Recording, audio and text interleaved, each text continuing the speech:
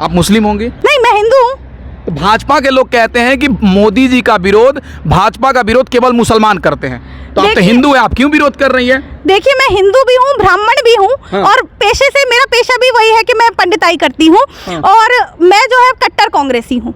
अच्छा। बावजूद तो इसके हिंदू लोग भी, ब्राह्मण समाज भी कांग्रेस के साथ है? बिल्कुल, ब्राह्मण समाज कांग्रेस के साथ है। ये सिर्फ ये दिखाना चाहते हैं कि हिंदू जो है बीजेपी के साथ नहीं। जो असली हिंदू है वो समझता है कि हिंदुत्व क्या होता है, क्या नहीं होता है, सनातन धर्म क्या होता है। और जो ये गेम खेल रहे हैं ना हेटरेट का देश में, हमारा सनातन धर्म हमें हेटरेट नहीं सिखाता है। मस्जिद के बाहर जाके जय श्री राम चिल्ला के दूसरे को, जो उनका रिलीजन है, हम उसको डिस्टर्ब करने को अपना धर्म नहीं मानते हैं। हम अपना धर्म फॉलो करते हैं, वो अपना धर्म फॉलो करें। एक बात बताइए, है अब मस्जिद के बाहर जाके हनुमान चालीसा पढ़ेंगे, वो लड़ेंगे नहीं क्या? वो लड़ेंगे ना। आप लड़ने का मौका देते हैं, आप लड़ने को उकसाते हैं, तो वो चीज़ गलत होती है। आप उनको जो फॉलो करना है आप उनको करने दीजिए, आपको जो फॉलो करना है आप अपना कीजिए। तो एक वही सेक्युलर देश की जो हमारी सोच है, कांग्रेस की विचारधारा से हमारे सनातन धर्म की विचारधारा मिलती है। अच्छा। भाजपा की विचारधारा से नहीं मिलती है। ये जो झूठ नफरत फैलाने का काम करते हैं, हम इससे एग्री नहीं करते हैं। हिंदू राष्ट्र के पक्षधर हैं या सेकुलर कंट्री के पक्षधर हैं आप? कि भाजपा एड़ी से चोटी का जोड़ लगा ले, भाजपा इस देश से मुसलमानों को उठा के पाकिस्तान नहीं भेज पाएगी। तो किस हिंदू देश की बात करें? क्या करने वाले हैं आप मुसलमानों का? क्या करने वाले हैं आप सिख्स का? क्या करने वाले हैं क्रिश्चियंस का? मार देंगे क्या, या उठा के दूसरे देश में फेंक देंगे? क्या करेंगे, कैसे बनाएंगे? वो तो कह रहे हैं हिंदू राष्ट्र बनना चाहिए। कैसे पॉसिबल, कैसे? मैं पूछना चाहती हूँ, पॉसिबल नहीं है तो जो है तो शांति से रहिए ना। आप लड़ाई झगड़ा क्यों चाहते हैं? या तो आप उठा के फेंक दें, है ना, सारे मुसलमानों को पैक करके पाकिस्तान फेंक देंगे क्या? ये तो फेंक दो, है ना। नहीं फेंक सकते हो तो कम से कम जो शांति से, उनको रहने दो, शांति से हमको रहने दो, है ना। और अब जो है मोदी जी क्या है वो भी देख चुकी हैं कि वो प्रॉम्प्टर लगा कर जो है भाइयों बहनों करते हैं। वो अब जनता देख चुकी है कि वो प्रॉम्प्टर के बिना एक शब्द नहीं बोलते। वो एक डमी है, वो सिर्फ एक पुतला है। वो चल के वो इशारों पे चलने वाला पुतला है। तो मोदी जी को फेल कर दिया है इस देश की जनता ने। आप देखिए कर्नाटक इलेक्शन में आपने देखा किस तरह की हार हुई है। तो मुझे लगता है पूरी तरीके से भाजपा का फेलियर नजर आ रहा है। और आने वाले 2024 में भी इसी तरीके से पूरी तरीके से जो है जनता भाजपा को अब नकार चुकी है, भाजपा के नेतृत्व को नकार चुकी है, भाजपा की पॉलिसीज को नकार चुकी है। भाजपा ने जो घटिया राजनीति फैला रखी है धर्म के नाम पर, आज जो है देश की जनता उससे अब ऊब चुकी है। अब देश की जनता को मुद्दों पे बात चाहिए। वैसे ही कर्नाटक का इलेक्शन जैसे हम मुद्दों पर जीते हैं ना, उसी तरीके से आने वाले इलेक्शन भी हम मुद्दों पर जीतेंगे। और आने वाला समय कांग्रेस का समय है। भाजपा का जो अंधेर नगरी थी वो अब जो है उसमें अब उजाला होने जा रहा है। अब जो है भाजपा का शासनकाल खत्म होने जा रहा है। नमस्कार, आप देख रहे हैं पप्पू टाइम्स। 2024 के लेकर तमाम पार्टियां एकजुट होने में लगी हुई है और तमाम पार्टियां अपने अपने स्तर से जुट गई है। भाजपा वही कह रही है कि 2024 में कोई वैकेंसी नहीं है, तो वहीं राहुल गांधी कह रहे हैं कि 2024 में अगर विपक्षी पार्टियां एकजुट हो जाए तो भाजपा को हराया जा सकता है। बिहार के सम्राट चौधरी हैं, वो राहुल गांधी का तुलना ओसामा बिन लादेन से कर दिए हैं अररिया में एक सभा को संबोधित करते हुए। हमारे साथ कांग्रेस पार्टी के कार्यकर्ता हैं, महिला कार्यकर्ता हैं, इनसे बात करेंगे कि क्या आखिर राहुल गांधी का तुलना ओसामा बिन लादेन से और 2024 में क्या होने वाला है। तमाम मुद्दों पर इनसे हम जानने का प्रयास करेंगे। मैम, भाजपा के बिहार के प्रदेश अध्यक्ष हैं, वो कह रहे हैं कि Rahul Gandhi Osama bin Laden की तरह दाढ़ी बढ़ा लिए हैं। देखिए, अभी एक बयान आया था उत्तराखंड के पूर्व मुख्यमंत्री का, जो कि जो है महात्मा गांधी जी के हत्यारे को जो है देशभक्त बता देते हैं। और आज जो है राहुल गांधी जी जो ऐसे परिवार से हैं, जिन्होंने देश के लिए जाने दी हैं, जिन्होंने जो देश के लिए कुर्बान हुए थे, मुझे नहीं लगता उनसे बड़ा देशभक्त इस देश में कोई होगा। उसकी तुलना अगर वो ओसामा बिन लादेन से करते हैं तो मुझे लगता है उन्हें शर्म आनी चाहिए। उन्हें जो है खुद इस बात पे माफी मांगनी चाहिए कि उनकी तुलना वो कर रहे हैं। उनके खुद के जो प्रधानमंत्री जो हैं वो दाढ़ी बढ़ाने से रविंद्रनाथ टैगोर नहीं हो गए हैं कि जो है वो जो दूसरों के दाढ़ी बढ़ाने पर कमेंट कर रहे हैं। तो मुझे नहीं लगता कि इस तरह की कमेंट्री उन्हें जो है एज अ प्रदेश अध्यक्ष करनी चाहिए। मैम, वो तो कह रहे हैं कि राहुल गांधी सपना देख रहे हैं 2024 में प्रधानमंत्री बनने के लिए, वैकेंसी ही नहीं है प्रधानमंत्री का। देखिए, अगर बात सपना देखने की है तो हर भारतीय को हक है सपना देखने का। पहली बात तो ये है, हर भारतीय को हक है कि वो प्रधानमंत्री बनने का सपना देखे। और दूसरी बात जो ये कह रहे हैं कि राहुल गांधी जी ऐसे परिवार से हैं जिनके परिवार में इतने बड़े बड़े नेता रहे, इतने बड़े बड़े जो है प्रधानमंत्री जिन्होंने इतने समय देश को चलाया, तो मुझे लगता है भाजपा को तो देश चलाना आ ही नहीं रहा है। देश की क्या परिस्थिति कर दी है इन्होंने। आज जो है हमारे देश की अर्थव्यवस्था देखिए आप कहां से कहां पहुंच गई है, पाताल में अर्थव्यवस्था पहुंच गई है। उसके बाद बात करते हैं, बड़ी बड़ी बातें करते हैं। तो मुझे लगता है कि यहाँ स्थिति ऐसी है कि प्रधानमंत्री जी को इस्तीफा दे देना चाहिए कि जो उनका कार्यकाल इतना खराब रहा है उसके लिए। यहाँ आज हमारे देश में किसान प्रोटेस्ट करने पे मजबूर हैं, हमारे देश की बेटियां सड़क पे बैठी हुई हैं, आप उनको नहीं देख रहे हैं। और उसके बाद आप बात कर रहे हैं बड़ी बड़ी, तो कम से कम मुझे नहीं लगता कि इन भाजपाइयों को अपने मुद्दों पर, जो हमारे देश के मुद्दे हैं उन पे नहीं बोल के ये राहुल गांधी जी के ऊपर आ जाते हैं। ये फालतू की बकवास, ये मुझे लगता है सिर्फ जनता का ध्यान भटकाने की कोशिश करते हैं। मुद्दों से सिर्फ जनता का ध्यान भटकाने का प्रयास है ये, और कुछ नहीं है। विश्व गुरु बन रहे भारत। भाजपा के लोग कह रहे हैं कि मोदी है तो मुमकिन है। देखिए, मोदी जी ने अच्छे दिन ला दिए।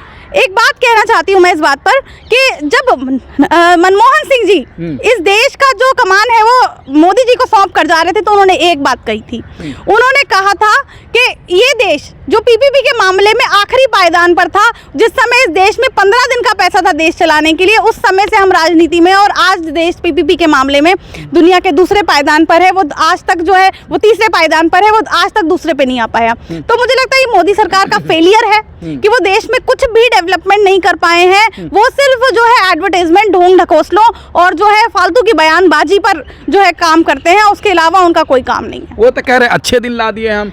अच्छे दिन मुझे नहीं लगता कि जनता से अगर आप पूछेंगे तो कहीं अच्छे दिन नजर आ रहे हैं। तो मुझे लगता है कांग्रेस के समय के जो अच्छे दिन है, अब तो लोग उन्हें देख के तरस रहे हैं कि कहां से अच्छे दिन, तो मुझे लगता नहीं है कि कहां आपको अच्छे दिन नजर आ रहे हैं। जब देश की बेटियां जो देश का नाम रोशन करके आती हैं, आज वो सड़क पर बैठी हुई हैं, आज वो अपने मान सम्मान के लिए जो है लड़ रही हैं। और आज देखिए ब्रिजभूषण जो है उसके में एक धारा आज हटा दी गई है, पूरा मामला ही मुख्य धारा से हट जाएगा जल्दी ही। तो मुझे लगता है सिर्फ जो है एक्सप्लॉयटेशन यहाँ बेटियों का हो रहा है आज हमारे देश में। आप जो है कानून व्यवस्था देखिए, बड़े बड़े लोगों के साथ जो है कोई कानून नहीं है उन लोगों के लिए। आज आप देखिए अडानी जैसे लोग जो हैं, अंबानी अडानी जैसे लोग जो है ये देश का पैसा लूट के खा रहे हैं। तो मुझे लगता है अच्छे दिन अगर किसी के आए हैं तो सिर्फ अंबानी अडानी के आए हैं, आम जनता के लिए तो सिर्फ बुरे ही दिन आए हैं, अच्छे दिन तो कहीं से वो नहीं तो कह रहे राशन बट रही है, घर बन रहा है, नए संसद भवन बन गया, विश्व गुरु बनने जा रहा है देश हमारा। इतने तो काम कर रहे हैं मोदी जी, ये लोग कह रहे हैं भाजपा के लोग। देखिए, महिलाओं का अपमान मैं ऐसे कहूंगी कि जो है अगर नए संसद का उद्घाटन होता है और उसमें जो है राष्ट्रपति को भी नहीं बुलाया जाता, तो मुझे लगता है कि उनकी उपस्थिति वहां अनिवार्य नहीं थी। ऐसे वो संसद का उद्घाटन कर देते हैं, तो शर्म आनी चाहिए भाजपा को। और मोदी जी मुझे लगता है सिर्फ फुटेज के लिए ये सब करते हैं कि मोदी जी को फुटेज चाहिए, तो इसलिए उन्होंने राष्ट्रपति जी को फुटेज ना मिले, इसलिए वो जो है सिर्फ अपना फुटेज खाना चाहते हैं। तो ये उनकी राजनीति है, ये उनकी घटिया राजनीति है। तो मुझे लगता है कि वो शायद ये चाहते, वो शायद अपने आप को आज की डेट में राष्ट्रपति से बड़ा समझने लगे हैं। ये उनका घमंड है।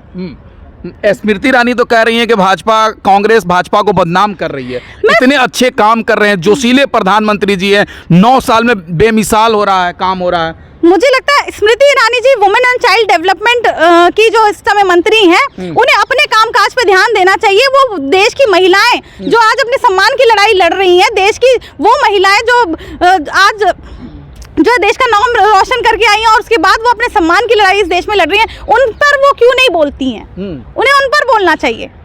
वो तो कह रही थी कि 9 साल बेमिसाल काम हो रहा है, बेटी बचाओ बेटी पढ़ाओ। ऐसी तो सरकार ही नहीं बनी है आज़ादी के बाद जो महिलाओं की इतनी अच्छी काम कर रही है। मुझे तो लग नहीं रहा है ऐसा, क्योंकि मुझे तो लगता है बेटी बचाओ की जगह इन्हें जो है इन्हें बलात्कारी बचाओ और बेटी पढ़ाओ नारा रखना चाहिए, जो हाल इन्होंने आज हमारे देश की बेटियों का किया है उसको देखते हुए। तो क्या लग रहा है 2024 को कैसे देखती हैं? बदलाव देश में आ सकता है या फिर मोदी जी हैट्रिक लगाएंगे, तीसरी बार प्रधानमंत्री बनेंगे? देखिए, मोदी जी को फेल कर दिया है इस देश की जनता ने। आप देखिए कर्नाटक इलेक्शन में आपने देखा किस तरह की हार हुई है। तो मुझे लगता है पूरी तरीके से भाजपा का फेलियर नजर आ रहा है और आने वाले 2024 में भी इसी तरीके से पूरी तरीके से जो है जनता भाजपा को अब नकार चुकी है, भाजपा के नेतृत्व को नकार चुकी है, भाजपा की पॉलिसीज को नकार चुकी है। भाजपा ने जो घटिया राजनीति फैला रखी है धर्म के नाम पर, आज जो है देश की जनता उससे अब ऊब चुकी है। अब देश की जनता को मुद्दों पे बात चाहिए। वैसे ही कर्नाटक का इलेक्शन जैसे हम मुद्दों पर जीते हैं ना, उसी तरीके से आने वाले इलेक्शन भी हम मुद्दों पर जीतेंगे। और आने वाला समय कांग्रेस का समय है, भाजपा का जो अंधेर नगरी थी वो अब जो है उसमें अब उजाला होने जा रहा है। अब जो है भाजपा का शासनकाल खत्म होने जा रहा है। मोदी नहीं तो कौन? ये भाजपा के लोग कह रहे हैं कि विपक्ष के लोग ही प्रधानमंत्री के लिए लड़ रहे हैं, तो मोदी नहीं तो कौन? ये तय करे विपक्ष के लोगों।